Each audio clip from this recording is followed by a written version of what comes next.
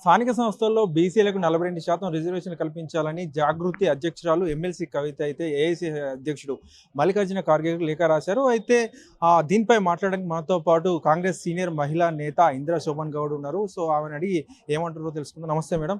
చూస్తున్నారు కదా, బీసీలను ఓన్ చేసుకుంటూ కవిత గారు అయితే ఒక ఉద్యమాన్ని నడుపుతున్నారు. ఆ బీఆర్ఎస్ పార్టీలు ఉన్నప్పటికీ కూడా బీఆర్ఎస్లో మరో వర్గంగా ముందుకెళ్తున్నట్టయితే కనిపిస్తుంది. సో ఎట్లా చూడొచ్చు? సో ఫస్ట్ ఆఫ్ ఆల్ ఆమె ఏ పార్టీ నుంచి మాట్లాడుతుందో చెప్పాల్సిన అవసరం ఉన్నది. ఆమె బీఆర్ఎస్ పొలిటికల్ పార్టీ నుంచి మాట్లాడుతుందా లేదంటే ఆమె వ్యక్తిగతంగా మాట్లాడుతుందా చెప్పాల్సిన అవసరం ఉంది. ఈ రోజు వరకు కూడా ఆమె వ్యక్తిగతంగా మాట్లాడినా పార్టీ పరంగా మాట్లాడినా కూడా మాట్లాడే నైతిక హక్కు ఆమె కోల్పోయింది. ఎందుకంటే 10 సంవత్సరాలు మీరు అధికారంలో ఉండి ఉమ్మడి ఆంధ్రప్రదేశ్లో ఉన్నటువంటి 33% కన్నా కూడా తెలంగాణ వచ్చినాక బీసీల యొక్క కోట 22% తగ్గించినప్పుడు ఆ రోజు మీరు ఎందుకు మాట్లాడలే?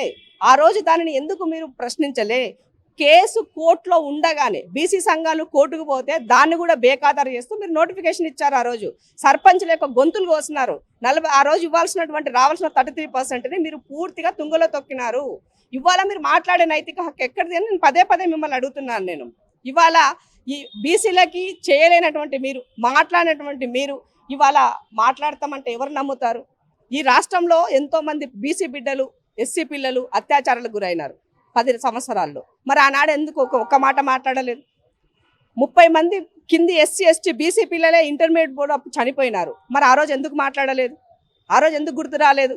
అంటే నీ అధికారం కోల్పోయింది కాబట్టి ఇవాళ ఈ రాష్ట్రంలో ఉన్నటువంటి సమస్యల పట్ల, ఈ రాష్ట్రంలో జరిగే వాటి పట్ల ఇమ్మీడియట్గా తగుదునమ్మా నేను నన్ను స్పందిస్తున్నావు. మరి ఈ స్పందన ఇంచాలి అని అంటే నువ్వు ముందు ఫాలో అయ్యి ఉంటే ఎవరైనా నమ్ముతారు. నమ్మే పరిస్థితి లేదు. మీ నాయకత్వం కేవలం నీ యొక్క లిక్కర్ కేసుని తప్పించుకోవడం కోసమే, లిక్కర్ మాటల నుంచి బయటకు రావడం కోసమే పదే ఈ రాష్ట్రంలో ఇవాళ నేనున్నానని చెప్పేటువంటి, నా ఉనికి ఉన్నదని చెప్పుకున్నటువంటి ప్రయత్నం మీరు చేస్తున్నారు తప్ప ఎట్టి పరిస్థితుల్లో మీకు చిత్తశుద్ధి లేదు.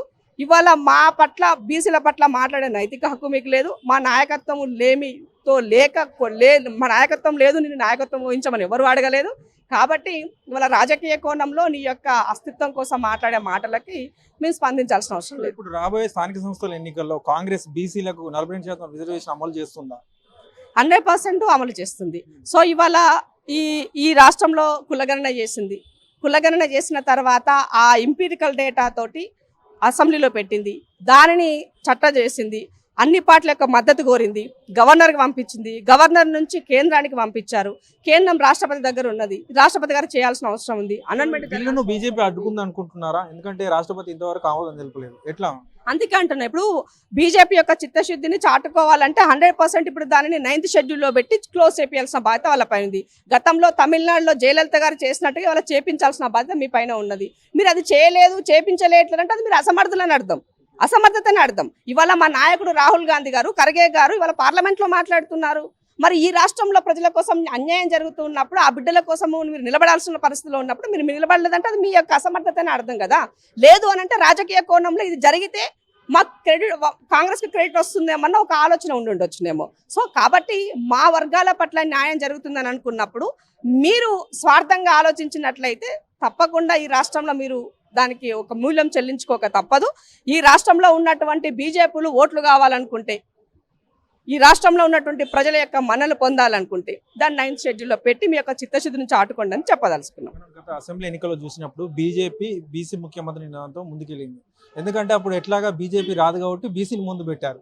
కానీ ఇప్పుడు ప్రెసిడెంట్ వచ్చేసరికి మాత్రం ఓసీకి ఇచ్చారు, ఒక బ్రాహ్మణ వ్యక్తికి ఇచ్చారు. సో దీన్ని ఎలా చూడొచ్చు? అంటే ఓడిపోతామన్న చోట ఎవరినో పెడితే సరిపోద్ది, ఇక ఖచ్చితంగా 10 ఉన్న చోట మన వాళ్ళకి ఇస్తే సరిపోద్ది అనుకుంటున్నారు. అది కుటిల రాజకీయం అంటాం దాన్నే. ఇప్పుడు జనరల్గా ఏంటి, నేను ఒక బీసీ యొక్క నాయకత్వం ఎప్పుడు డెవలప్ అవుతుంది? తనకు అడ్మినిస్ట్రేషన్లో ఉన్నప్పుడు డెవలప్ అవుతుంది. ఇవాళ కాంగ్రెస్ పార్టీ బీసీ ప్రెసిడెంట్ని చేసింది. నీకు చిత్తశుద్ధి ఉంటే బీసీని ప్రెసిడెంట్ చేయి, అది నీ పార్టీ పదవి కదా. నువ్వు గెలిస్తే ముఖ్యమంత్రిని తర్వాత ముచ్చట. ఫస్ట్ నువ్వు పార్టీ ప్రెసిడెంట్ను చేయి. పార్టీ ప్రెసిడెంట్ని చేసిన తర్వాత ఆ పార్టీలో ఉన్న నాయకత్వంలో బీసీ లీడర్షిప్ పెరుగుతుంది. ఆటోమేటిక్గా ఆ లీడర్షిప్ పెరిగినప్పుడు ఇంకో 10 మందికి అవకాశాలు వస్తాయి. అది చెయ్యకుండా ఇప్పుడు ఏమంటారు, ఆకలైనప్పుడు నాకు కారం ఎతుకులు పెట్టినా కడుపు నింతది. తర్వాత నువ్వు పంచపక్ష పరిమాణాలు పెడితేంది, పెట్టకుంటుంది నా పొట్ట నిండినాక. ఇవాళ నువ్వు ఆ పనిలో ఉన్నావు. నేనేమడుగుతున్నాను, నాకు ఆకలి ఉన్నది, నా బీసీ యొక్క రాజకీయ అస్తిత్వం ఉన్నది, నా యొక్క లీడర్షిప్ పెంచుకోవాల్సిన అవసరం ఉన్నది. నీకు చిత్తశుద్ధి ఉంటే అది ఇవ్వకుండా నేను ఎప్పుడో చేస్తా ముఖ్యమంత్రిని అంటే అది అవసరం లేదు. ఏమంటే తల్లికి గాజులు చేయించడం అంటే పినతల్లికటే ఏమో చేపిస్తారనట, గట్టున్నది అలా ముచ్చట అంతే తప్ప భారతీయ జనతా పార్టీ ఇప్పుడైనా ఎప్పుడైనా అది బనియా పార్టీయే. భారతీయ జనతా పార్టీకి కింది వర్గాల కోసం ఎప్పుడు నిలబడలేదు, నిలబడదు కూడా. మనం చూసినట్లయితే ప్రస్తుతం ఫోన్ ట్యాపింగ్ అనేది ఒక ఇష్యూగా నడుస్తుంది. సో ఈ నేపథ్యంలో నిన్న కవిత ఒక ఇంటర్వ్యూలో పాల్గొంటూ అయితే మా పిఏది కావచ్చు, కొంతమంది కావచ్చు ఫోన్ ట్యాపింగ్ అయినాయని తమకు నోటీసులు వస్తే విచారణకు రమ్మన్నారని చెప్పేసి తనతో చెప్పారని చెప్పేసి చెప్పారు. సో బీఆర్ఎస్ వాళ్ళు సొంత వాళ్ళకి కూడా ట్యాప్ చేసి అనొచ్చా? 100% చేశారు.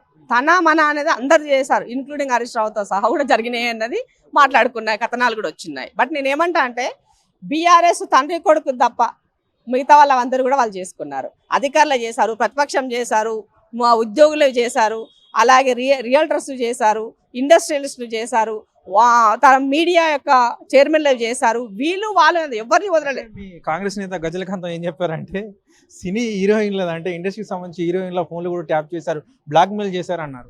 సో వాళ్ళు కావాలనుకున్నటువంటి వాళ్ళు అన్నీ కూడా చేశారు.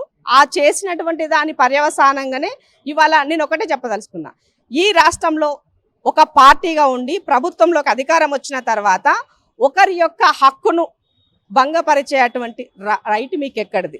వాళ్ళ యొక్క భార్యాభర్తల బెడ్రూమ్లో ముచ్చట్లు వినేటువంటి నైతిక హక్కు లేదు. అది చట్ట విరుద్ధం, చట్టబద్ధమైంది కాదు. విరుద్ధంగా వ్యవహరించినటువంటి ఏ పార్టీ కూడా ఈ దేశంలో, ఈ రాష్ట్రంలో, మనగల్లో లేదు.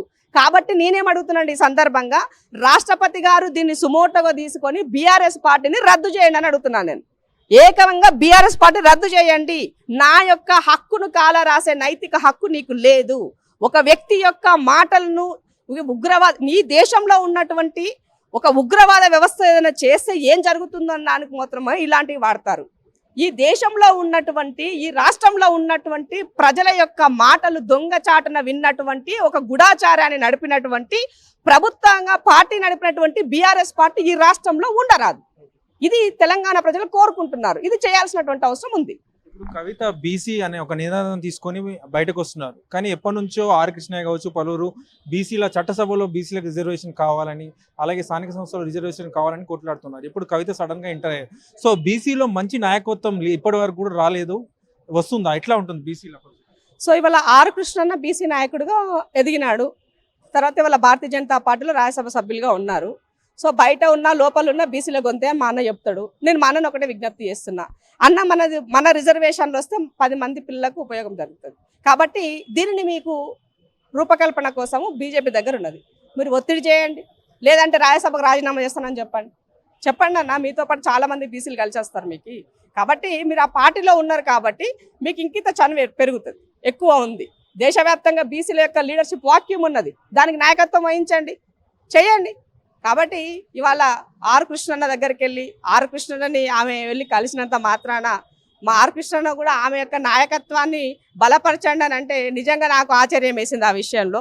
కానీ అలాంటి స్టేట్మెంట్లు ఆయన ద్వారా రాకూడదు. ఎందుకంటే నీ జాతి బిడ్డలు, నీ యొక్క నాయకత్వం ఉన్నటువంటి వ్యక్తులు లేకనా ఇంకొకరి నాయకత్వం మనం కోరుకునేది? కాబట్టి కృష్ణన్న కూడా స్టేట్మెంట్ చేసేటప్పుడు ఆలోచించుకోవాల్సిన అవసరం ఉంది. ఫైనల్ ఒకటి చెప్పండి, బీజేపీ అయితే రామచంద్రరావుకు అధ్యక్ష పదవి ఇచ్చింది. సో బీజేపీని ముందుకు తీసుకెళ్ళగల ఒక సామర్థ్యం రామచంద్రరావుకుండా ఎట్లా అనుకుంటున్నారు కాంగ్రెస్ పార్టీ? ఇప్పుడు ఎవరైనా ఏ పార్టీ అయినా కూడా ఆ పార్టీ బతకాలి, ఆ పార్టీ రాష్ట్రంలో అధికారంలో రావాలని అనుకుంటే జనరల్గా నాకు తెలిసినంత వరకు కమ్యూనిటీ సినారియో చూసుకుంటారు, వాళ్ళు ఎంత అగ్రెసివ్గా ఫైట్ చేస్తారు, అలాగే వాళ్ళకు ఉన్నటువంటి ఇంటెలెక్చువాలిటీ, ఆ యొక్క అడ్మినిస్ట్రేషన్ పరంగా ఎంతవరకు దూకుడు పెంచగలుగుతారు అనే దాన్ని ఎవరైనా చూస్తారు. బట్ మరి భారతీయ జనతా పార్టీ ఇవాళ రామచంద్ర అన్నకి ఇవ్వడం అన్నది అంటే వాళ్ళ యొక్క ఇంటర్వ్యూ ఏముందో నాకు అర్థం కాలే. ఎందుకు అని అంటే ఆయన ఒక ఇంటెలెక్చువల్, నేను కాదనను. ఆయన ఒక బార్ కౌన్సిల్లో పనిచేస్తున్నాడు, నేను కాదనను. కానీ ఇదే ప్రైమరీ క్రైటీరియా కాదు ఒక అధ్యక్షుడి ఎన్నుకోవడానికి. సో అది వాళ్ళ పార్టీ ఇష్టం కాబట్టి వాళ్ళు ఎవరైనా ఎంచుకొని ఉండొచ్చు. బట్ అల్టిమేట్గా బీసీలమని చెప్పి మోసం చేశారు కదా, అక్కడ మాత్రమే మేము మాట్లాడుతున్నాం. సో ఇక్కడ నుంచి ఎప్పుడు కూడా ఇంకోటి ఏంటంటే వాళ్ళు పెట్టినటువంటిది ఎన్నిక అని చెప్పారు. ఎన్నిక అని అంటే ఒకటే నామినేషన్ వేసి ఇదే ఎన్నిక అని అంటే అది డెమోక్రటిక్గా జరిగినట్ట? కాంగ్రెస్ పార్టీని ప్రతిసారి పదే కాంగ్రెస్ డెమోక్రటిక్గా ఉండదు అంటారు. సో ఎన్నిక అలా జరగదు అని అంటారు. మరి మీరు ఎన్నిక ఎలా చేశారు?